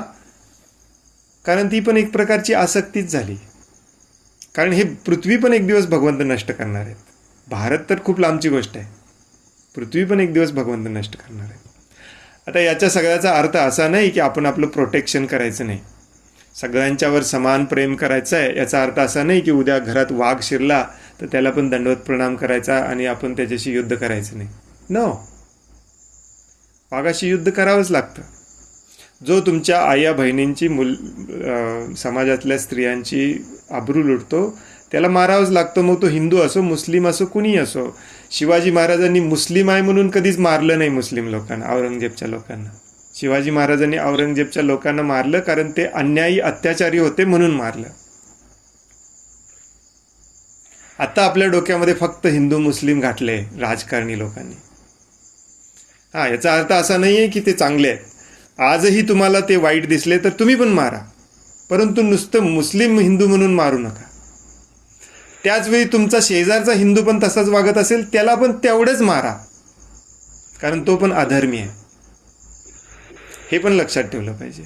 आता एखादा व्यक्ती असं म्हणेल की त्यांचं पर्सेंटेज जास्त आहे अत्याचार करण्याचं, दॅट्स ओके, त्याला कोण नाही म्हणते, त्याला कुणीच नकार दिलेला नाही आहे. ते लोक जास्त एकत्र येऊन अत्याचार करत असतील तर त्यांच्यावर एकत्र हल्ला केला पाहिजे, परंतु ॲज अ अत्याचारी म्हणून केला पाहिजे, ॲज अ दुसऱ्या देशातले म्हणून नाही. इथे आपण चूक करतो आणि मग इथेच राजकारणी लोकांना फावतं. कारण आपली आसक्ती असते आपल्या कुटुंबाबद्दल, आपल्या समाजाबद्दल, आपल्या राष्ट्राबद्दल, आपल्या जमातीबद्दल, आपल्या काय म्हणतात त्याला ट्राईबबद्दल, आणि याचा फायदा घेऊन आपल्या मनामध्ये द्वेष निर्माण करायचं काम राजकारणी लोक करतात. राजकारणी लोकांचं खरं काम असतं अत्याचाराविरुद्ध बंड करणे, अत्याचाराविरुद्ध लढाई करणे. अत्याचाराविरुद्ध करा तुम्ही, कोणी नको म्हटलंय. कुरुक्षेत्राच्या युद्धामध्ये बाकीच्यांना सहभागी व्हायचं काही कारणच नव्हतं, तरी ते का सहभागी झाले? कारण ते युद्ध धर्माच्या अगेन्स्ट अधर्माचं युद्ध होतं. ते कौरवांच्या अगेन्स्ट पांडवांचं युद्ध नव्हतं. नाही कौरव मुस्लिम होते, नाही पांडव हिंदू होते. आपल्या व्याख्येप्रमाणे, आजच्या व्याख्येप्रमाणे आपण जर बघायला गेलं तर मग कौरवांना आपण मुस्लिम म्हटलं पाहिजे. कारण एक्झॅक्टली सेम द्रौपदीवर हात टाकलेला त्यांनी जसं औरंगजेब टाकायचा. धर्माची आणि अधर्माची व्याख्या ही शास्त्राप्रमाणे करायची असते, आपल्या जाती जमातीप्रमाणे करायची नसते कधीच.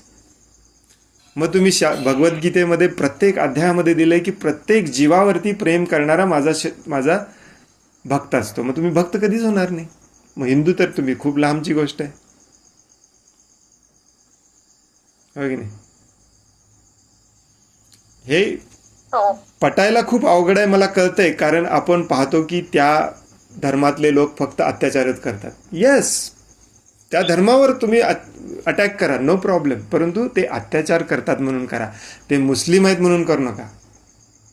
आणि त्याचवेळी हे पण लक्षात ठेवा की तुमच्या घरातला माणूस सेम वागत असेल तर त्याला पण तुम्ही तेवढाच दंड दिला पाहिजे. भीष्मला पण सोडलं नसलं पाहिजे, द्रोणला पण सोडलं नसलं पाहिजे. हे विसरतो आपण. हिंदुत्वाच्या नावाखाली निवडून आलेले आजकालचे राजनेते लोक काय करतायत? आता तुमच्या दुसऱ्या प्रश्नाकडे येऊया, तिरुपतीचे लड्डू.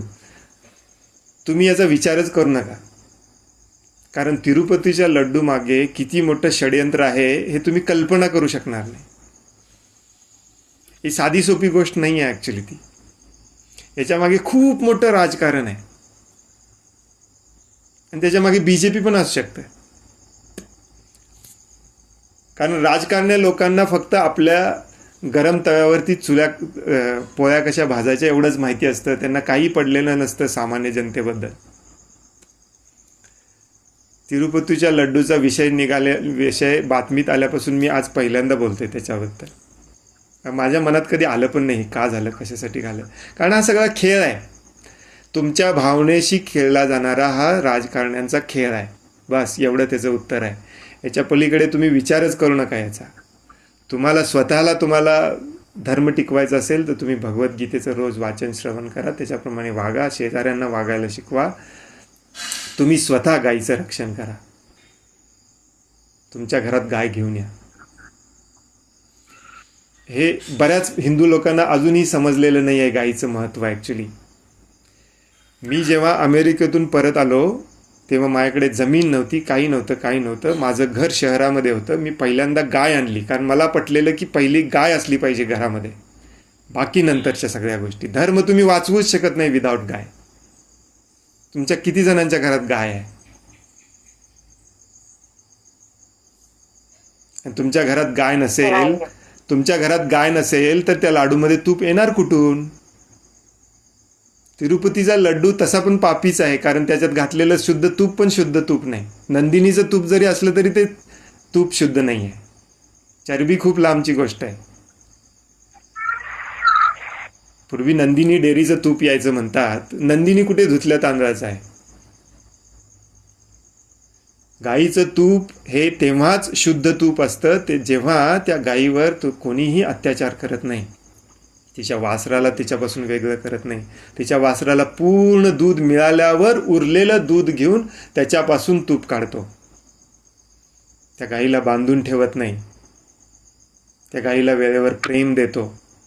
त्या गाईचं तूप खरं तूप असतं. त्याच्यातून बनवलेले लाडू खरे प्रसाद असतात. हा सगळा बिझनेस आहे. तुम्ही कशाला विचार करताय त्याच्याबद्दल? करणारे पण बिझनेसमॅन आहेत आणि त्याच्या विरुद्ध षडयंत्र करणारे पण बिझनेसमॅन आहेत. सगळेच बिझनेसमॅन आहेत. यांच्या हातून धर्म वाचणार नाही. धर्म तुम्हाला वाचवायचा आहे, मला वाचवायचं आहे, आपल्या सगळ्यांना वाचवायचं आहे. यांच्या हातून गायी वाचणार नाहीत, गायी तुम्हाला वाचवायचे आहेत. हे अजून लोकांच्या लक्षात येत नाही ॲक्च्युली. जे सरकार हिंदुत्वाच्या नावाखाली दरवेळी निवडून येतं त्या सरकारने गायीच्या संरक्षणाबद्दलचा कायदा राज्यसभेमध्ये चर्चेसाठी पण आणला नाही. अजून 11 वर्ष झाली.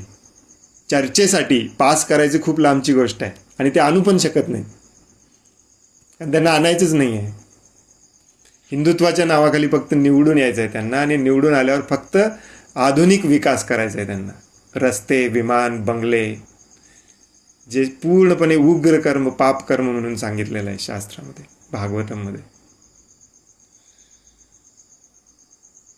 हे लक्षात घ्या तुम्ही. हे खूप मोठं षडयंत्र आहे आणि या षडयंत्राला आम्ही तोंड देऊ शकत नाही.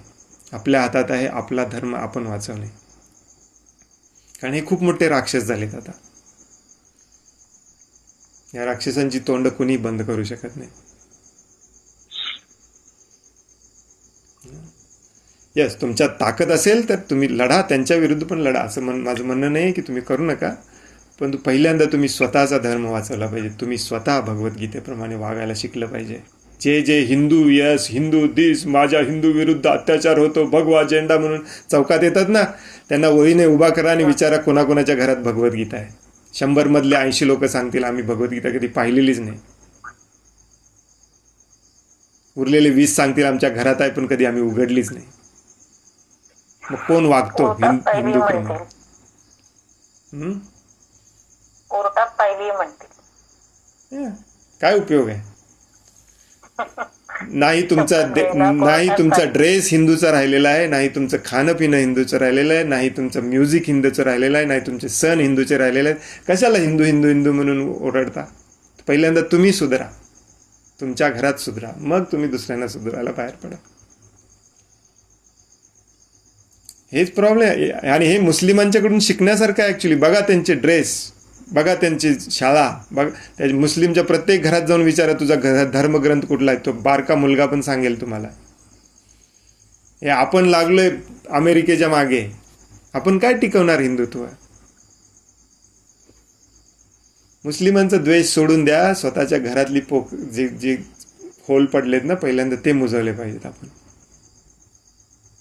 पहिल्यांदा आपण भगवद्गीता शिकली पाहिजे, आपल्या मुलांना शिकवली पाहिजे, आपल्या मुलांना अर्जुन बनवलं पाहिजे. मग कुठेतरी आपल्याला चान्स आहे अधर्माविरुद्ध लढण्याचा. हे आता जे लढाई सुरू आहेत ना, हे सगळे राजकारण आहे माताजी. हे खूप मोठं राजकारण असतं. इंटरनॅशनल लेवलला तर खूप मोठं राजकारण असतं. बांगलादेशची पंतप्रधान ज्या दिवशी तिने देश सोडला, तिच्या विरुद्ध बंड केला, मागच्या महिन्यातली गोष्ट, त्या दिवशी तिला बरोबर विमान सापडलं. ती मिलिटरीच्या बेसवर आली, तिथे पण तिच्यासाठी विमान तयार होतं, तिथून ती भारतात आली. कोणी केलं हे सगळं? एक्झॅक्ट टाईमला सगळं, हे सगळं षडयंत्र असतं, हे सगळं प्लॅन्ड असतं. आपल्याला फक्त शिकवलं जातं हे सगळं, हे एकमेकाविरुद्ध द्वेष करा. काय मिळवणार आहे आपण द्वेषातून? भगवद्गीतेमध्ये भगवंत म्हणतात जो द्वेष करतो तो एक नंबरचा राक्षस असतो. आता याच्यामध्ये मी तुमचा तिसरा प्रश्न विसरलो बघा. तिसरा प्रश्न होता की भगवान अर्जुनाला तर सांगतात युद्ध कर, लढ, तुझं कर्तव्य कर, आणि तुम्ही तर आम्हाला इथे शिकवताय की जप कर, रोज महामंत्राचा 16 माळा जप कर. मग असं का वेगळं? हे चुकीचं आहे. त्यांना जे सांगताय तुम्ही लढा म्हणून सांगताय, आम्हाला मात्र जप करायला सांगताय, असं कसं काय? येस, हे आजकाल सगळीकडे जपच करायला सांगतात, हे खूप चुकीचं आहे. जप करणे हा आपल्या भक्तीचा उद्देश नाही आहे. भगवंतांना सदैव स्मरण करत भगवंतांसाठी काम करणे हे आपल्या भक्तीचा उद्देश आहे. आणि भगवंत ते सांगतात भगवद्गीतेमध्ये अर्जुनला, माम अनुस्मर युद्धच्या. पुढे भगवद्गीतेतच सांगतात की माझं स्मरण करत करत माझ्यासाठी काम कर. आणि म्हणजे थोडक्यात दिवसभरात म्हणजे तुम्ही प्रत्येक गोष्टी वेळेस काम करताना, कुठले काम सुरू करताना, संपवताना किंवा उठताना बसताना जर का तुम्ही देवाचं स्मरण करत असाल तर तो पण तुमचा जपच धरला जाईल? नाही, एक्झॅक्टली तुमच्या वाक्याला उलट करा. जे काम करणार ते काम मी फक्त भगवंतांसाठीच करणार, त्यामुळे मी भगवंतांना कधी विसरणारच नाही. हे आहे भक्ती. म्हणूनच मी मगाशी सुरुवातीला म्हटलं की जे काम आपण स्वतःसाठी करतो ते पाप असतं, भलेही किती चांगलं असू दे. कामच आपल्याला भगवंतांसाठी करायचं आहे. आपले कामच अशा प्रकारे बदलायचं आहे की प्रत्येक काम आपण भगवंतांसाठीच केलं पाहिजे. आता हे थोडंसं समजायला खूप कठीण जातं, ते आपण भगवद्गीतेमध्ये हळूहळू शिकणार आहोत. त्यालाच वर्णाश्रमाची व्यवस्था आणि प्रॉपर समाज रचना त्याच्यासारखी असावी लागते, जेणेकरून सगळे भगवंतांसाठी काम करायला लागले. भगवंताचं काम काय आहे ते पण पहिल्यांदा लक्षात घेतलं पाहिजे. तर हे यस, तुमचा मुद्दा बरोबर आहे. फक्त जप कर हे सांगणे खूप चुकीचं आहे. परंतु जप करायला का सांगितलं जातं? कारण इतके आपण खालच्या पातळीला गेलेलो आहोत की भगवंतांचं स्मरणच नाही आहे सध्या आपल्याला. ज्याच्यासाठी काम करायचं आहे तो कोण आहे तेच माहिती नाही आपल्याला. म्हणून पहिल्यांदा जप करायला सांगितलं जातं. जप करत करत थोडं मन शुद्ध करायला सांगितलं जातं. मग पुढच्या स्टेजला आपल्याला यायचं आहे की भगवंतांचं स्मरण झाल्यावर भगवंतांसाठी काम करायचं आहे. प्रभुपाद एकदा सांगतात की अर्जुनाला कुठेही सांगितलेलं नाही आहे की दोन्ही सैन्याच्या मध्ये बस आणि 16 माळा जप कर. नो, उठ, धनुष्य उभा हातात घे आणि माझ्यासाठी काम कर. ते काम कसं कर? माझ्यासाठी कर. त्यामुळे माझं स्मरण करत करत कर. हा जीवनाचा उद्देश असतो. माम अनुस्मर युद्धच्या. आणि या स्टेजला आपण आलं पाहिजे. आणि जपाचा पण हाच अर्थ असतो. जप करताना आपण म्हणतो, हे राधाराणी, हे श्रीकृष्ण, हरे कृष्ण, मला प्लीज कृपया तुमची सेवा द्या, मला तुमच्या सेवेमध्ये संलग्न करा. आता माझं मन, माझं शरीर हे पूर्णपणे भौतिक विषयांमध्ये गुंतलेलं आहे, त्यांच्याच सेवेमध्ये लागलेलं आहे, तिथून लवकर सुटत नाही. मला प्लीज तुमच्या सेवेमध्ये घ्या, मला प्लीज तुमच्या सेवेमध्ये घ्या, मला प्लीज तुमच्या सेवेमध्ये. आणि ती सेवा मिळाल्यावर करायची पण असते. यालाच भक्ती म्हणतात.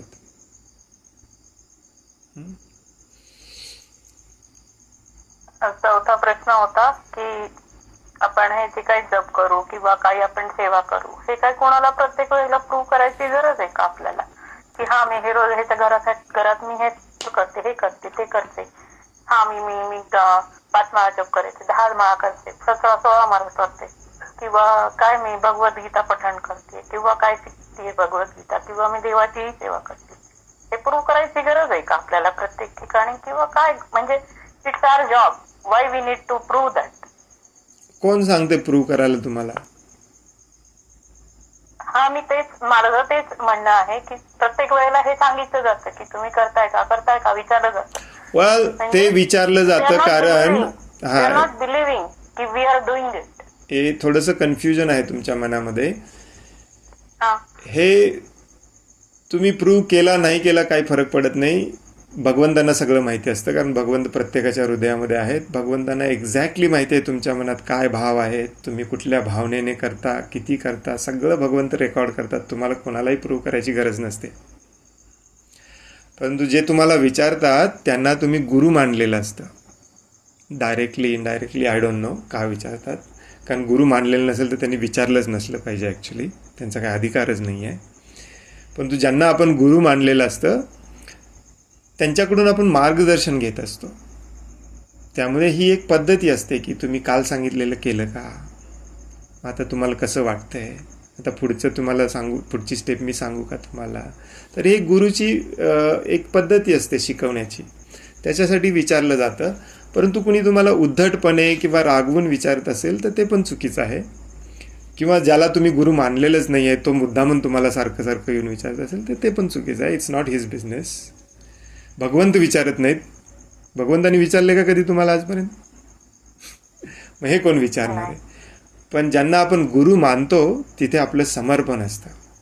जसं अर्जुन इथे म्हणतो की मी आता तुम्हाला पूर्ण शरण आलेला आहे, मला तुम्ही सांगा काय करायचं ते. आणि शिष्याला पण अधिकार आहे प्रश्न विचारायचा. हे 4थ्या अध्यायात भगवंत समजावून सांगतात की शिष्याला पण अधिकार आहे हे असंच का करायचं, एवढंच का केलं पाहिजे. गुरु शिष्यामधला संबंध हा ऑर्डरचा नसतो, तो प्रेमाचा संबंध असतो, शाश्वत प्रेमाचा संबंध असतो. आणि गुरुची हीच तळमळ असते की तुमची प्रगती व्हावी, तुमच्या मनातले अनर्थ जावे, तुमचं हृदय शुद्ध व्हावं. बाकी कुठल्या उद्देशाने विचारणा केलेली असेल तर ती चुकीची आहे. आणि तुम्हाला पण एवढं क्रोध किंवा एवढं दंभ यायचं काही गरज नाही, कारण गुरुने तुमच्या फायद्यासाठीच विचारलेलं असतं. आणि तो क्रोध येणार पण नाही जेव्हा गुरु शिष्यामधला संबंध हा प्रेमाचा आणि एकदम विश्वासाचा असतो. क्रोध नाहीये पण म्हणजे असं प्रूव्ह का करायला लागलं पाहिजे आपल्याला सारखं, की कोणासमोरही कोणी असेल, म्हणजे गुरुच असं नाही म्हणत आहे, कोणी आपलं बाकी भक्तगण असतील आपले, नाही काही गरज नाही, काही गरज नाही. प्रूव्ह करायची का गरज आहे? प्रूव्ह करायची गरज नाही आहे. जो प्रूव्ह करत असतो तो हे प्रूव्ह करत असतो की मी तुमच्यापेक्षा किती श्रेष्ठ आहे बघा. तो अहंकार प्रूव्ह करत असतो आपला. ज्यांना प्रूव्ह करा असं वाटतंय ते आपला अहंकार प्रूव्ह करत असतं. कुठेही रिक्वायरमेंट नाही आहे. फक्त गुरुसमोर तुम्हाला हे सांगावं लागतं, कारण गुरुची ही अपेक्षा असते की काल तुम्ही जप केला नाही, का केला नाही, माझं जर हे काम होतं, मग लक्षात येते का तुमच्या, अजून तुमची आसक्ती सुटलेली नाही आहे. हे मार्गदर्शन करण्यासाठी गुरु विचारत असतो, बाकी कुठलाही संबंध नाही आहे त्याच्यात. हरे कृष्ण. हरे कृष्ण. धन्यवाद, दंडवत प्रणाम, खूप आभारी. खूप खूप धन्यवाद. वांछा कल्पतरो भयश्च कृपा सिंधुभ्य एव च पतितानां पावनेभ्यो वैष्णवेभ्यो नमो नमः। बोलो अनंत कोटि वैष्णव वृंद की जय। वैष्णव ठाकुर शिल प्रभुपाद की जय। ग्रंथराज श्रीमद् भागवतम की जय। हरे कृष्णा। हरे कृष्ण प्रभु जी, दंडवत प्रणाम। हरे कृष्ण प्रभु जी, दंडवत प्रणाम।